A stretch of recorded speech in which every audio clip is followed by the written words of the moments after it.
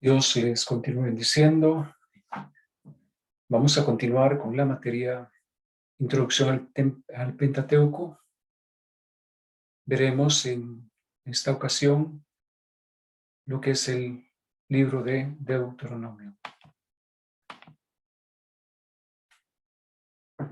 Pero antes de continuar ya en materia, quiero que vean el video informativo de este hermoso libro de Deuteronomio.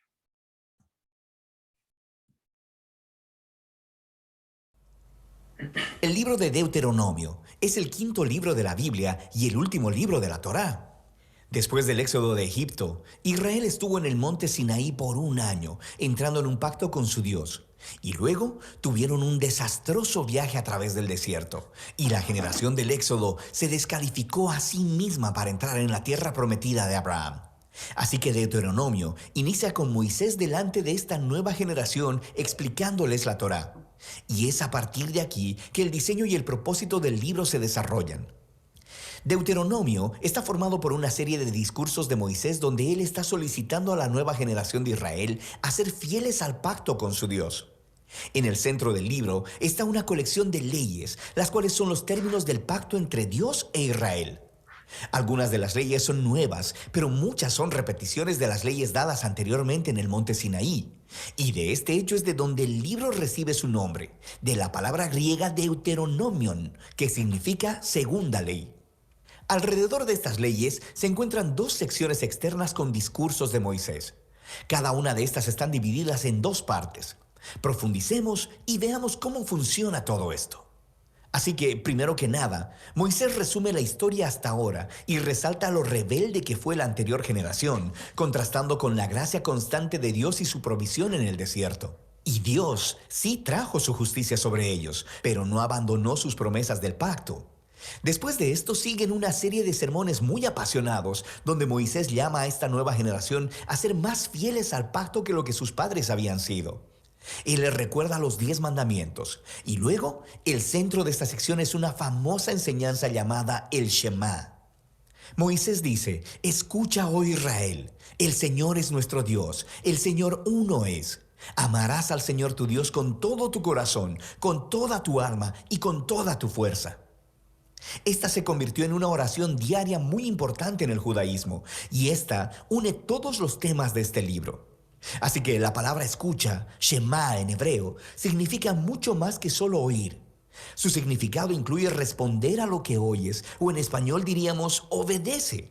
Y la palabra amarás en hebreo también significa mucho más que solo una emoción o sentimiento. Se trata de una decisión devota de todo corazón a Dios, la cual involucra tu voluntad y tus emociones, tu mente y tu corazón. Ahora, para Israel su obediencia y devoción a Dios servían a un propósito mucho más grande.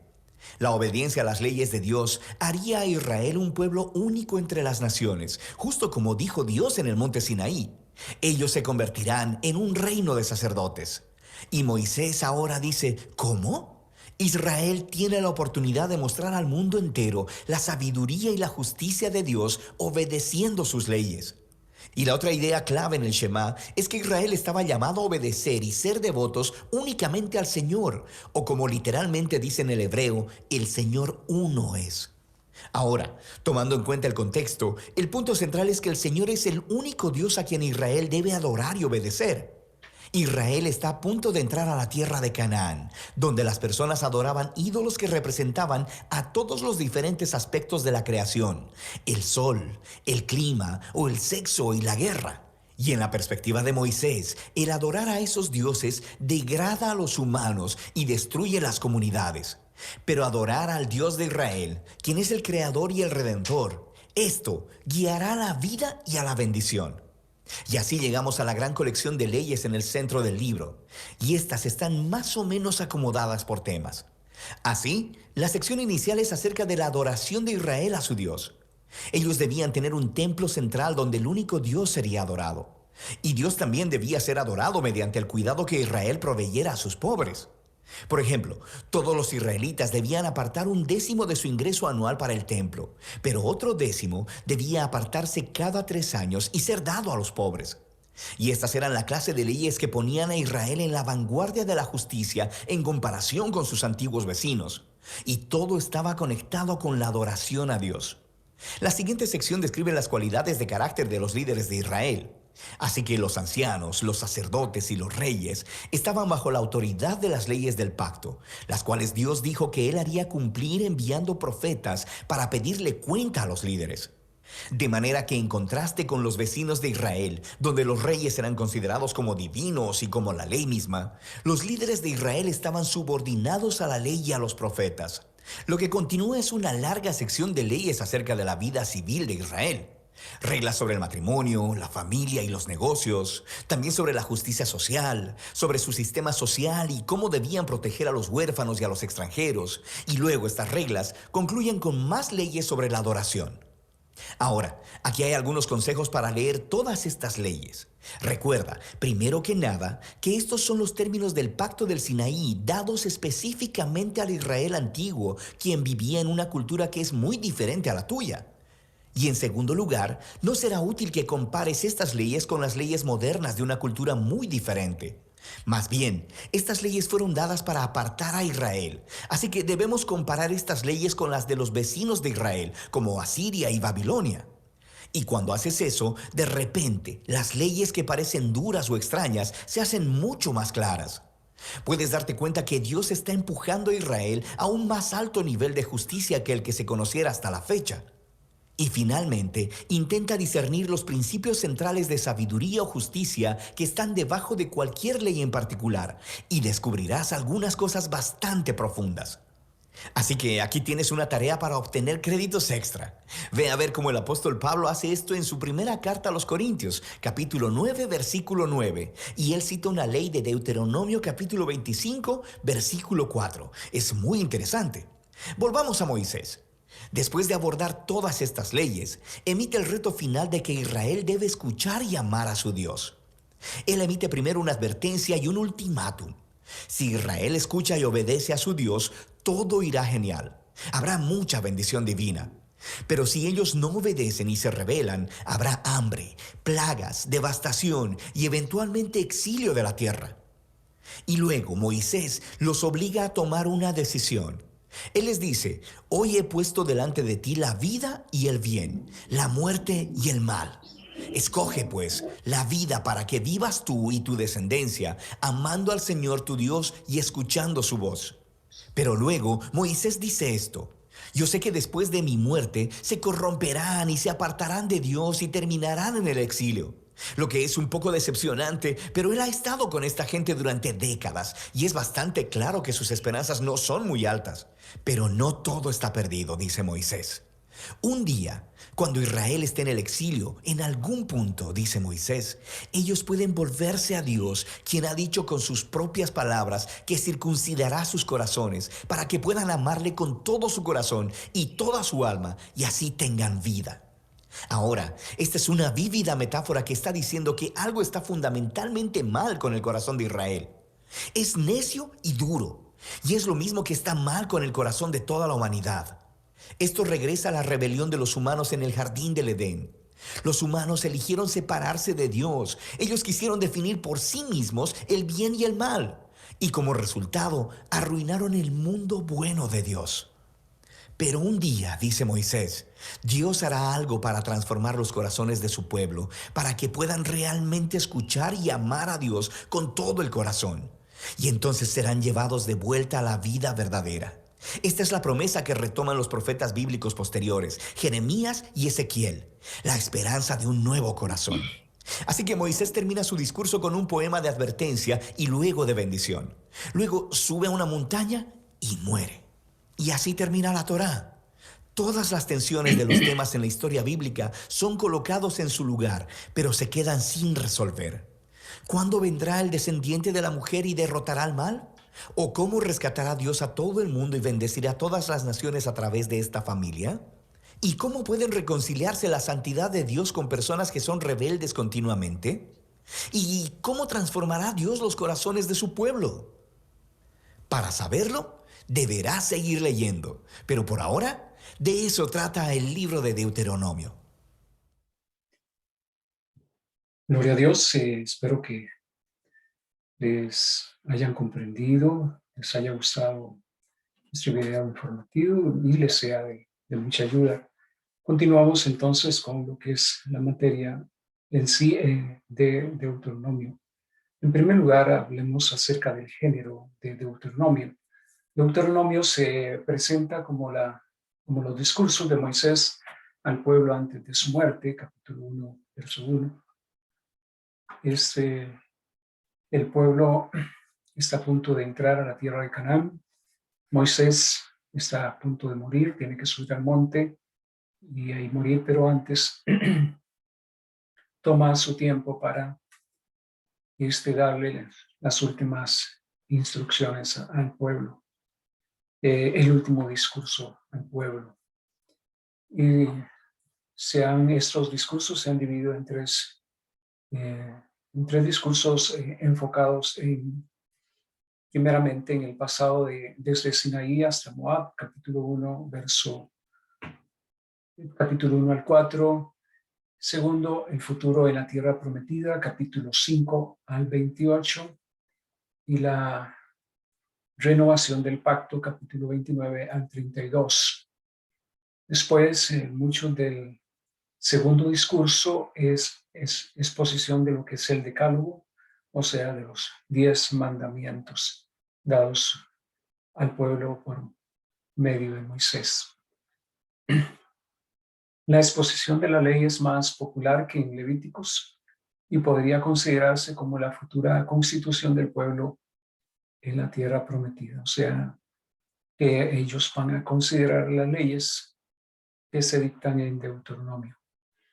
Por el tiempo de la entrega de los discursos también sirvieron como testamento y despedían a Moisés. O sea, el tiempo es específicamente en el momento que van a entrar a Canaán, pero también en el momento que va a suceder lo que es la muerte de Moisés. Por eso se dice que se puede servir como testamento y despedida de Moisés. El autor, esto se le atribuye a Moisés. Hemos considerado la cuestión del autor del Pentateuco en general, pues a todo el Pentateuco se le atribuye a Moisés. Deuteronomio se presenta como las palabras dichas y luego escritas por Moisés, capítulo 1, verso 1, capítulo 31, verso 9 y verso 24. Además, hay varias autorreferencias a este libro de la ley, como en el capítulo 28, verso 58, capítulo 29, 21 y 30 días. Siguiendo a Jerónimo, esta escuela identificó el libro descubierto durante el reino de Josías en en el capítulo 22 de verso 8 de Segunda de Reyes. Se piensa que el libro que encontraron en esa época de Josías es Deuteronomio. Los libros de Reyes dan evidencia de haber sido influenciados también por Deuteronomio. Este escritor introdujo la idea de que Deuteronomio había sido escrito precisamente para ser descubierto por Hilquías, el sacerdote, que vivió en esa época de Josías. Entonces, que lo fue previsto o fue puesto ahí por la providencia de Dios para que Hilquías lo pudiera encontrar y así presentárselo a Josías, el rey. Pues esto podemos verlo, pues hemos estudiado lo que es la providencia de Dios.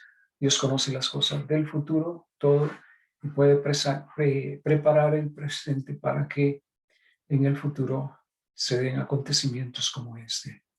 Esto pues es una idea, una suposición, no es algo que sea un hecho comprobado. El autor, como hemos dicho, seguimos hablando de él. Generalmente se admite que el relato de la muerte de Moisés fue escrito por otra persona. Según el Talmud, el que escribió este relato de la muerte de Moisés fue Josué. Hay otros detalles que algunos asignan a redactores posteriores como actualizaciones geográficas, que esto es lo que vimos también en los libros anteriores, donde los redactores le hacen algunas colecciones geográficas, pues los pueblos o sitios que se dictan en aquel tiempo han cambiado de nombre, entonces se les actualiza en cuanto a eso, lo cual dijimos que eso no altera el contenido del libro. La fecha, y si Deuteronomio es mosaico, la fecha obviamente corresponde a la fecha de Moisés. La hipótesis documentaria con sus fechas muy tardías ha sido desestimada, aunque este escritor lo fechó en el periodo del exilio, publicó su conclusión en 1943 de que Deuteronomio había sido escrito principalmente por una persona.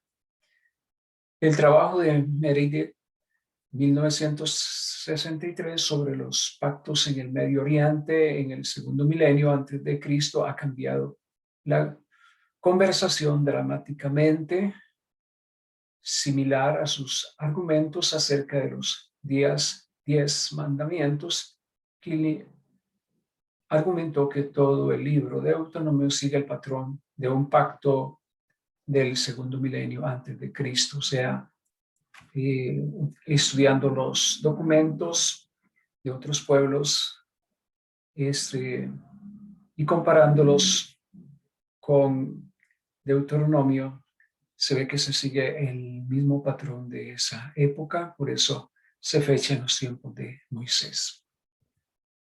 Deuteronomio y su estructura.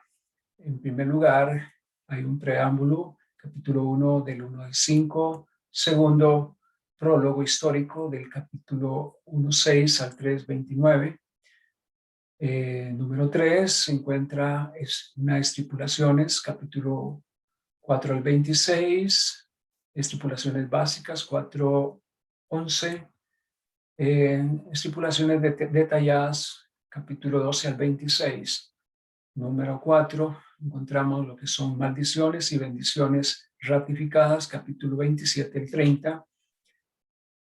Número 5, procedimientos para la sucesión, capítulo 31 al 34.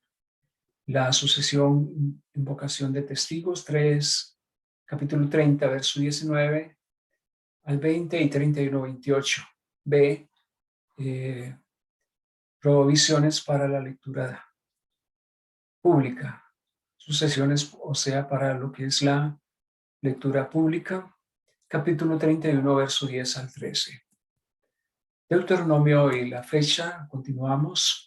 Si Deuteronomio siguió esa estructura, es un argumento a favor de su antigüedad porque los pactos del primer milenio seguían otra estructura.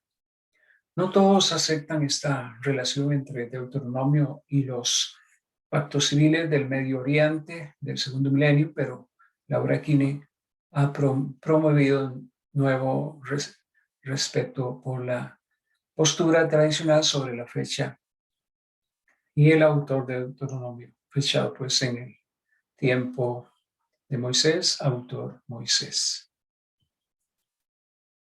Deuteronomio tiene pues algunos temas principales, mencionaremos algunos de ellos.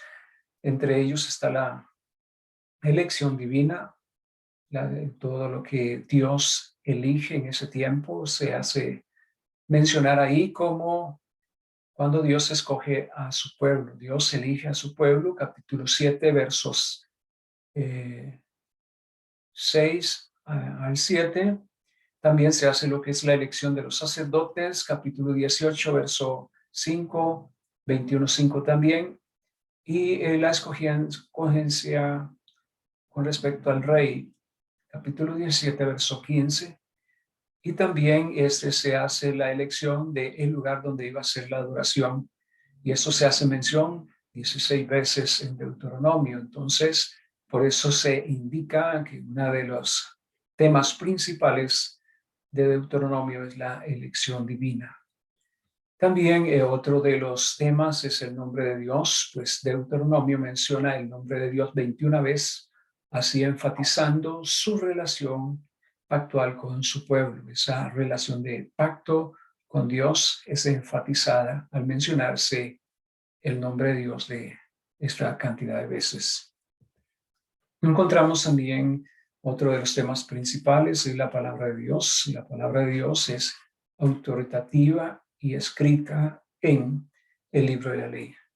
La idea del canon es intrínseca en el concepto de la palabra de Dios escrita. O sea, se refiere a esa palabra de Dios escrita. La palabra de Dios, entonces, es otro tema principal. Además, otro de los temas principales es la adoración centralizada, que encontramos en Deuteronomio. Hace énfasis a esto y se menciona 16 veces.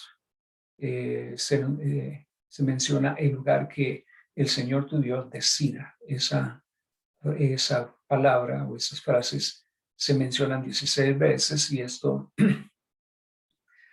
nos da como un tema principal que es tocado en Deuteronomio. El capítulo 12 se enfoca en ese lugar. El contraste principal es entre el lugar autorizado y los múltiples lugares altos que los cananeos utilizaban. O sea, se hace un contraste. Los cananeos tenían varios dioses y varios lugares de adoración a sus dioses, más en el caso del Dios único y verdadero, centra su lugar de adoración en un solo punto. Entonces, esto hace el contraste. Un lugar central también enfatiza un pueblo adorador a un Dios en un santuario. Esto es lo que se pretende, que el pueblo se enfoque solamente en un lugar y también se enfoque en el único Dios que merece la adoración y la alabanza. En el capítulo 27, Moisés mandó hacer un altar en el monte Ebal. Los samaritanos insistían en que el monte Gerizim, enfrente del monte Ebal, fue el lugar indicado en el capítulo 12. Por eso se da el diálogo entre la mujer samaritana y Jesús. La mujer le dice a Jesús que no es en Jerusalén que se debe adorar, sino que le da a entender que es en el monte Gerizim, que fue el elegido o indicado en la palabra de Dios. Pero Jesús, al hacer eso, pues responde, pues también como dije, los judíos eventualmente identifican este lugar de adoración en Jerusalén y había esa pugna entre lo que es samaritanos y judíos con relación al lugar de adoración. Los samaritanos decían que era en el monte Gerizim y los judíos en Jerusalén, pero Jesús hace la aclaración después que dice Jesús rechaza en ese momento tanto el monte Gerizim como Jerusalén como lugares únicos para la adoración, como dice en Juan capítulo 4, verso 19 al 24, donde en el último verso dice que Dios es espíritu y los que le adoran en espíritu y en verdad es necesario que le adoren. Entonces ahí descentraliza el lugar de adoración a un punto, sino que está diciendo que en cualquier lugar, en cualquier momento, no importa la posición que se tenga, se puede adorar a Dios mientras se haga en espíritu y en verdad. Y a esos adoradores que le adoran en espíritu y en verdad son los que Dios busca para que le adoren. Otros temas que encontramos, temas principales, la tierra y la retribución de la tierra. Dios iba a darle la tierra prometida, eso se menciona pues 34 veces. Se menciona la tierra que el Señor tu Dios te dará. Entonces por eso se saca de que es un tema también principal.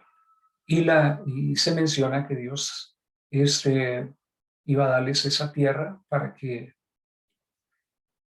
retenerla y destruirla a ellos, para que ellos la pudieran retener, para que ellos fuesen los propietarios y permanecieran ahí, ellos tenían que obedecer a Dios.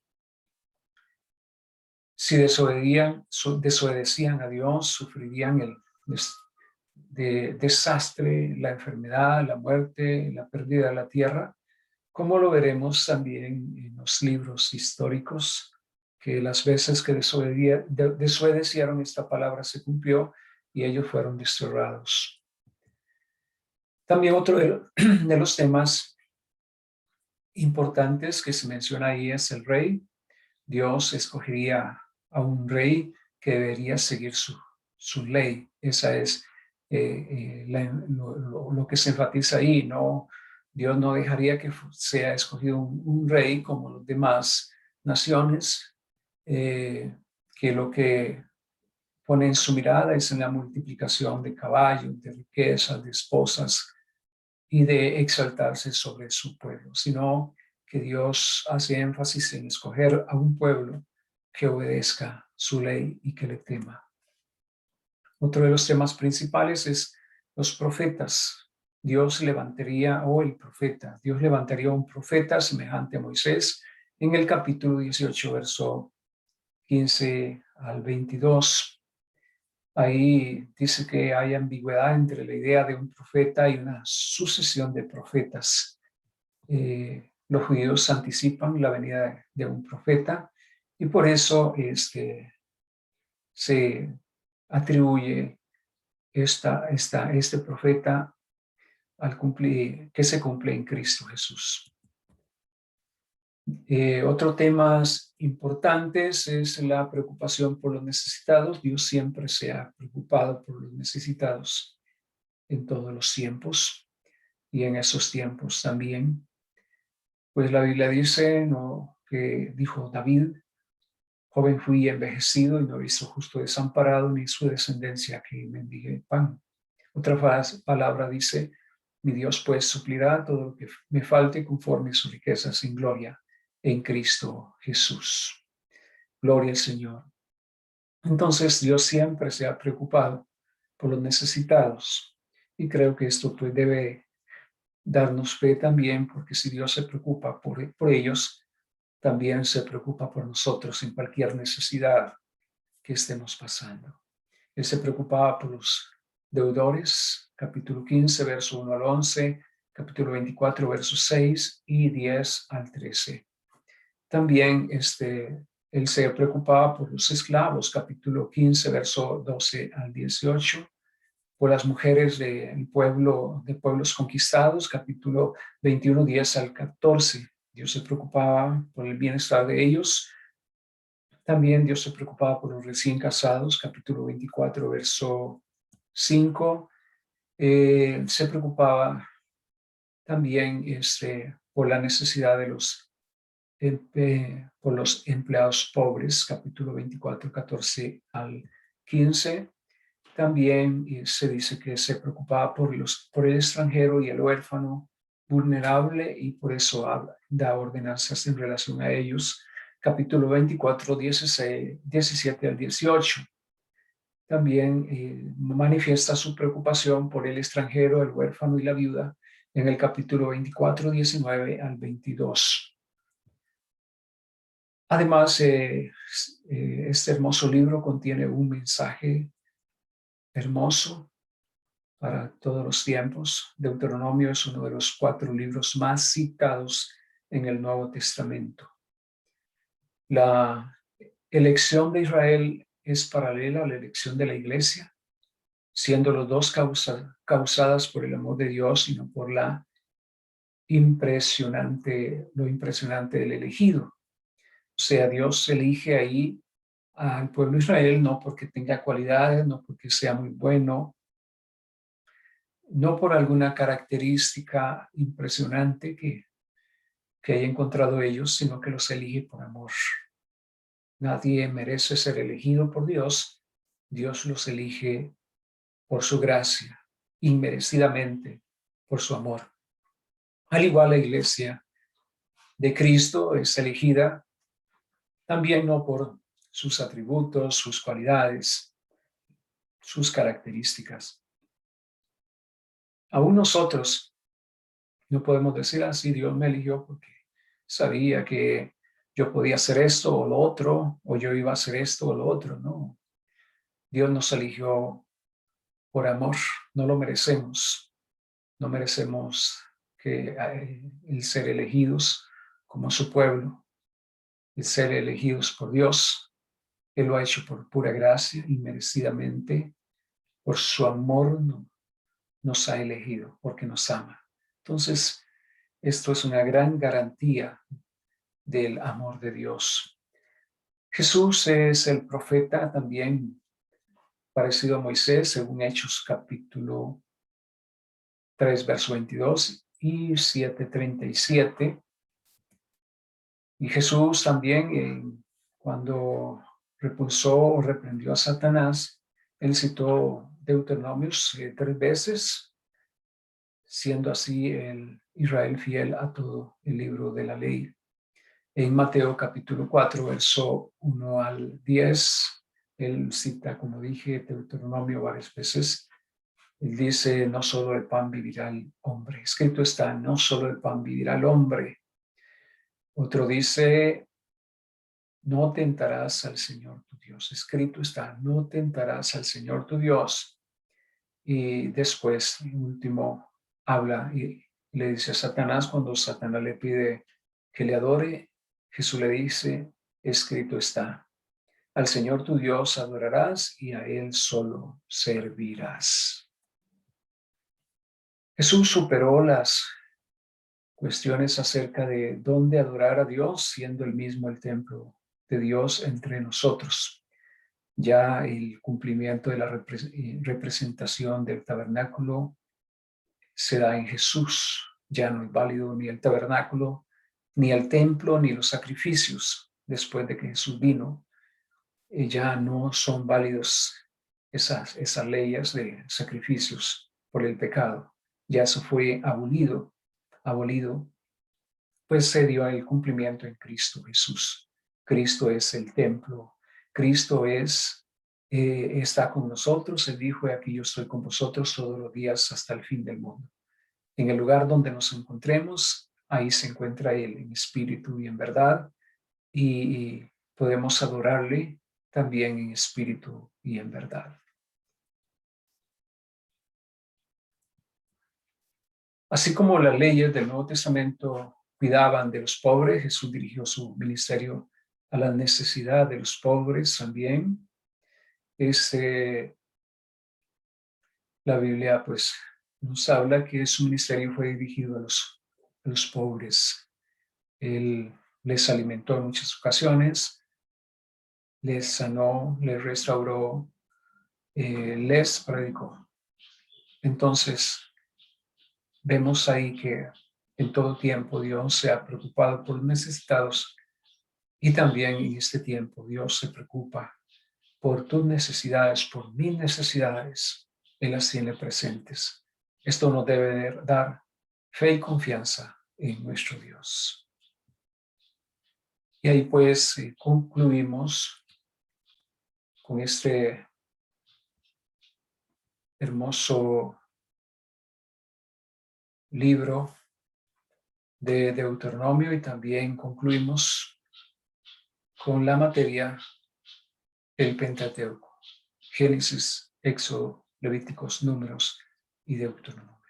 Espero les haya sido de bendición, de edificación, hayan comprendido y que por lo menos se haya sentado las bases para que ustedes mismos hagan un estudio posterior y tengan una mayor comprensión de lo que es el Pentateuco.